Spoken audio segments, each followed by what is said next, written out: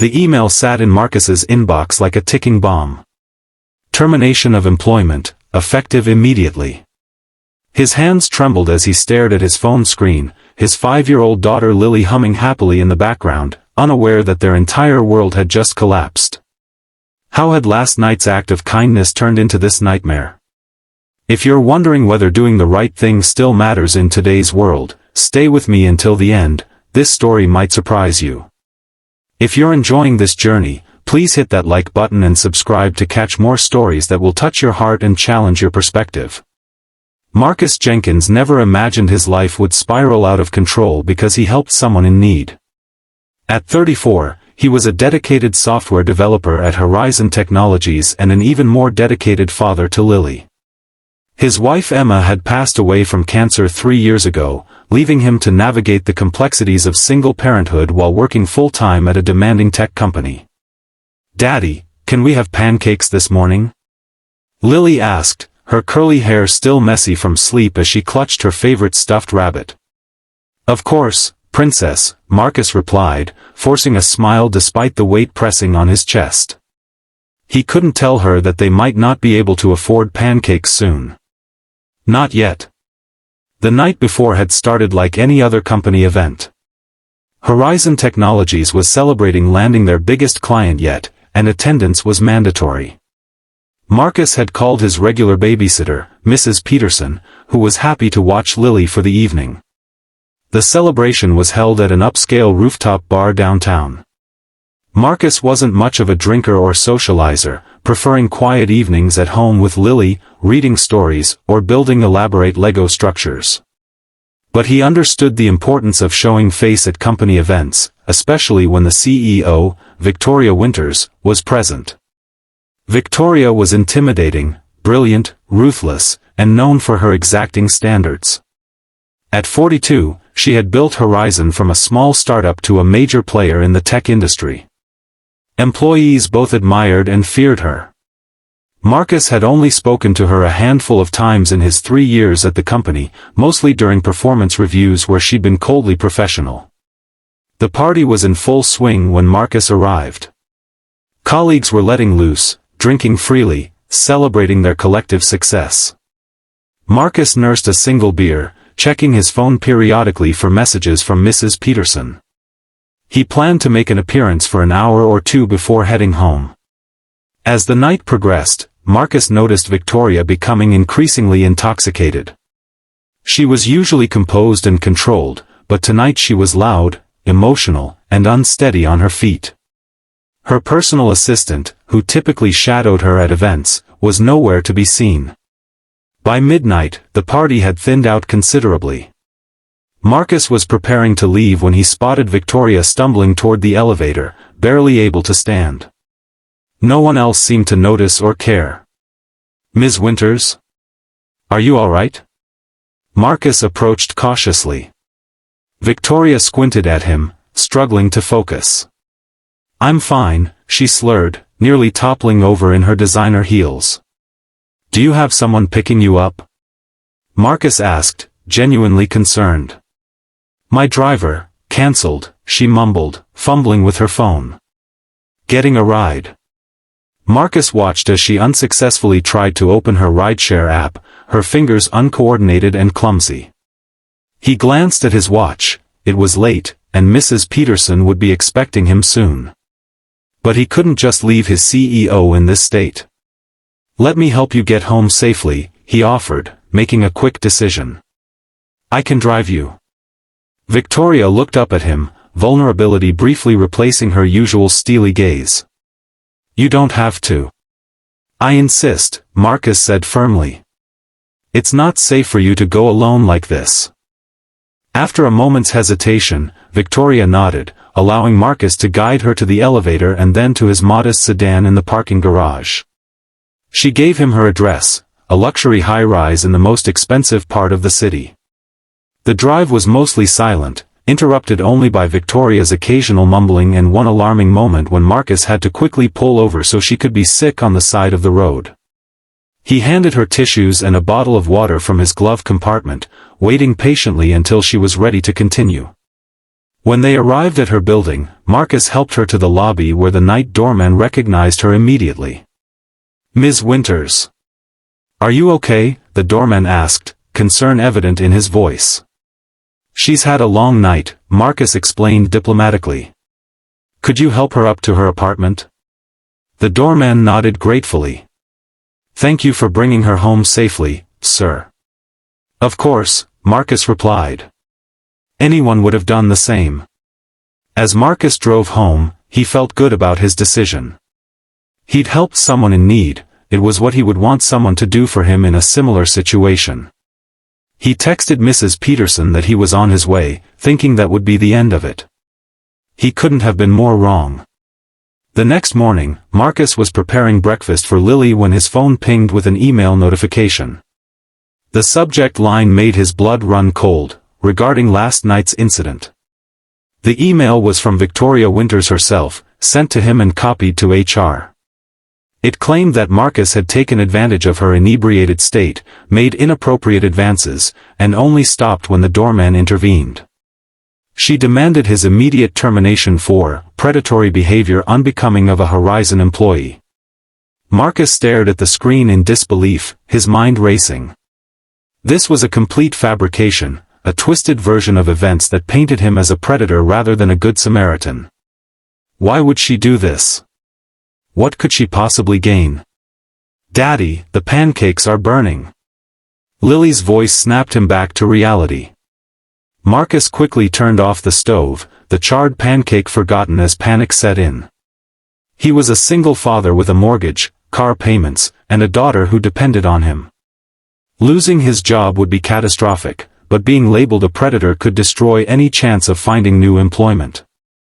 Within hours, he received the formal termination email from HR. No investigation, no chance to defend himself, Victoria's word was apparently all that was needed. Marcus felt sick with anxiety and injustice. That afternoon, while Lily was napping, Marcus paced his living room, trying to figure out his next steps. His phone rang, an unknown number. "Hello?" he answered cautiously. "Is this Marcus Jenkins?" a woman's voice asked. "Yes, who's calling?" "My name is Diana Chen. I'm the night doorman's wife at Elysian Towers. My husband, Michael, told me what happened last night with Ms. Winters." Marcus's heart raced. "What did he say?" "He said you were nothing but respectful and helpful. That Ms. Winters was extremely intoxicated, and you made sure she got home safely." He was surprised when security called this morning asking if he'd witnessed any inappropriate behavior. "What did he tell them?" Marcus asked, hope flickering faintly. "The truth, that you were a gentleman." But Michael's worried. "Ms. Winters is powerful, and we can't afford for him to lose his job. He feels terrible about your situation, though." Marcus sank onto his couch. "I understand. Thank you for calling." "There's something else," Diana continued. "Michael said this isn't the first time Ms. Winters has come home intoxicated and made accusations the next day. There was an incident with her former assistant a few months ago." This information gave Marcus pause. Could there be a pattern? Was there a way to clear his name? Over the next week, Marcus's life unraveled. He applied for unemployment benefits while frantically sending out resumes, but the tech community was small, and rumors spread quickly. Several promising leads went cold after initial interviews. His savings would only last a few months at best.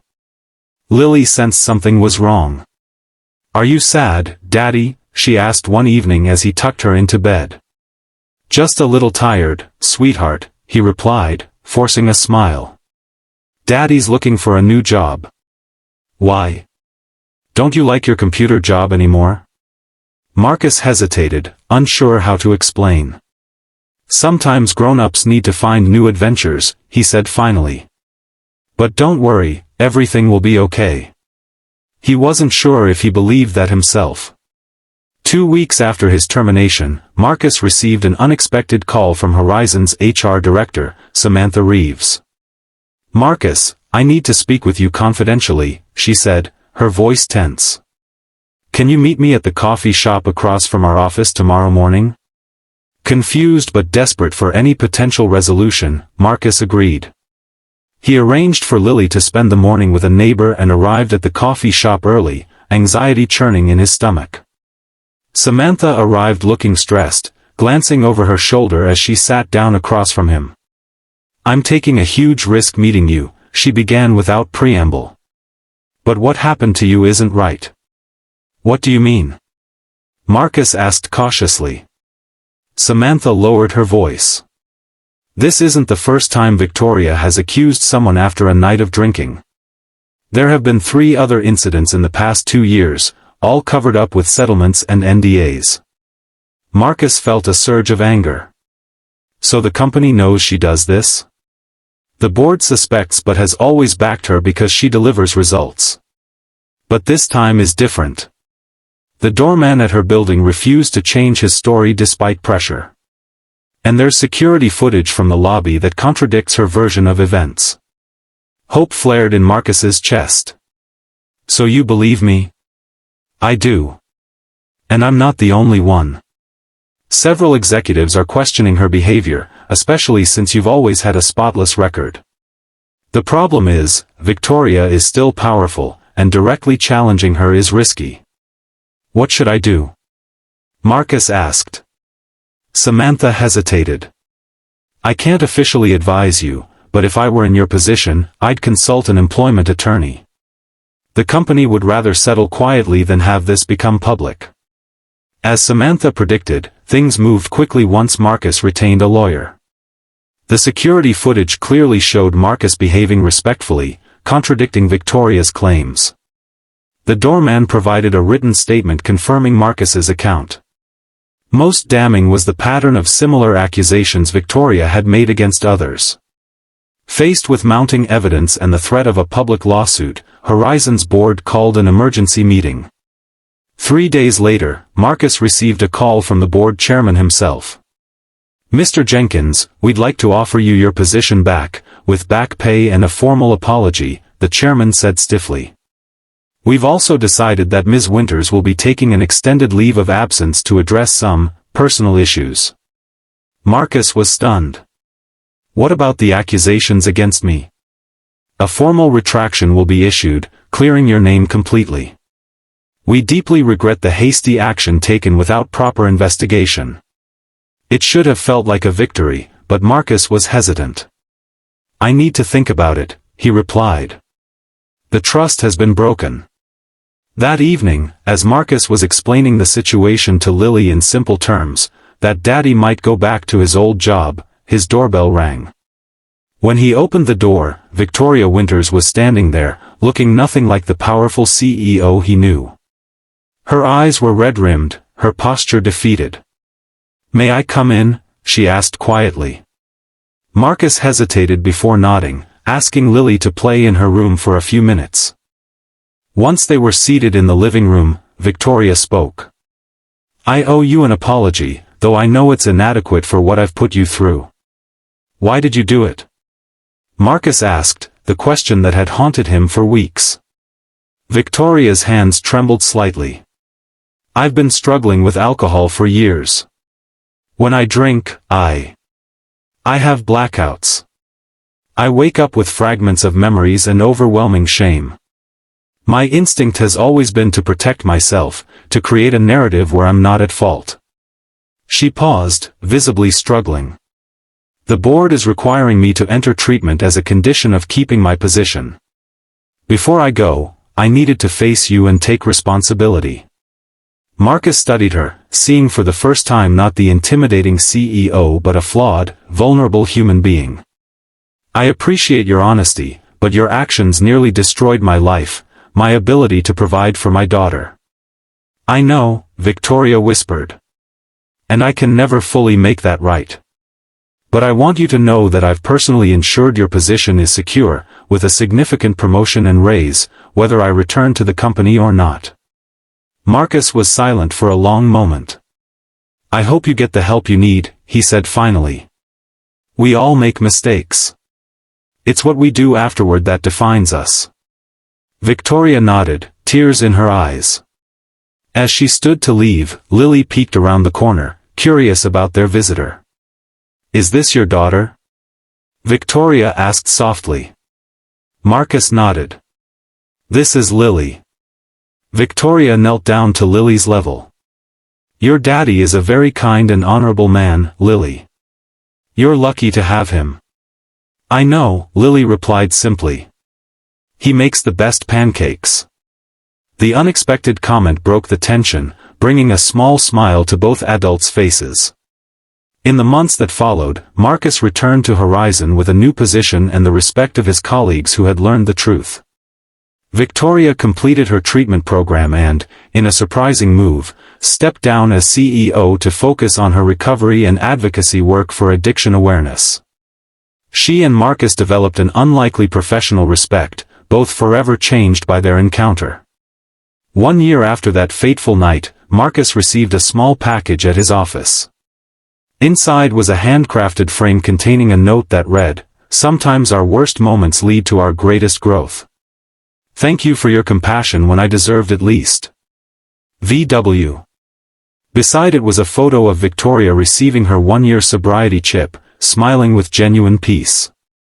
That evening, as Marcus helped Lily with her homework, he reflected on how close he had come to losing everything, and how an act of kindness, despite its initial consequences, had ultimately changed multiple lives for the better. "Daddy," Lily asked, looking up from her math problems, "why do you help people even when it's hard?" Marcus thought carefully before answering. "Because everyone deserves compassion, sweetheart. Even when they make mistakes. Sometimes especially then." Lily nodded solemnly, accepting this wisdom with the simple clarity of childhood. "Like when I spilled juice on your computer and you didn't get mad?" Marcus laughed, pulling her into a hug. "Exactly like that. We all need second chances sometimes." As the sun set outside their window, Marcus felt a profound gratitude for the life he had, not perfect, not without challenges, but rich with meaning and the opportunity each day to choose kindness, even when it was difficult. Sometimes, he realized, the hardest right choices lead to the most unexpected blessings. If this story touched your heart, please hit that like button and subscribe for more content that explores the complexity of human relationships and the power of compassion. Remember that a single act of kindness, even when it seems to backfire, can set in motion changes that transform lives in ways we never could have imagined.